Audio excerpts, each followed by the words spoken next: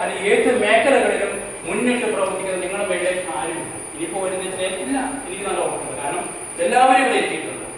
നമ്മുടെ താഴിലേക്ക് മറ്റുള്ളിലേക്ക് ഏറ്റവും gas root എന്ന് പറഞ്ഞാൽ ഏറ്റവും താഴെ എത്തിയിട്ടാണ്.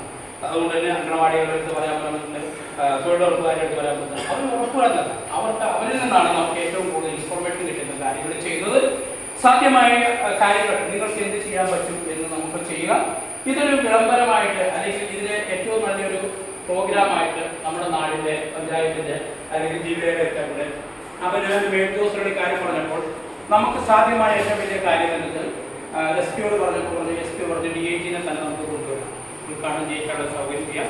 അപ്പോൾ നിങ്ങൾ കൂടിയാലോചന വെക്കാൻ പറയും. അപ്പോൾ പോലീസ് കൂടിയാലോചിച്ചിട്ടില്ല. പോലീസ് നിങ്ങളുടെ മുന്നിൽ ഓപ്പൺ ആയിട്ടൊരു ഓപ്പൺ ഫോറം നിങ്ങളുടെ മുന്നിലേക്ക് തരുന്നു. നിങ്ങൾക്ക് സ്വീകരിക്കാം, സ്വീകരിക്കാതിരിക്കാം. ഇല്ലെങ്കിലും പോലീസിന്റെ പണി ചെയ്തുകൊണ്ടേയിരിക്കും. ഒരു സംശയം നമ്മളെല്ലാം ഡെഡിക്കേറ്റഡ്. നമ്മുടെ സഹയാത്രികൾ നമ്മൾ ചേർത്ത് നിർത്തിയിട്ടുണ്ട്. അങ്ങനെ ചേർത്ത് നിർത്തുന്നവരാണ് നിങ്ങളെ മൊത്തം ബോധ്യത്തോട് കൊടുക്കുന്നതാണ് ഞാൻ നിങ്ങളോട് സംസാരിക്കുന്നത്.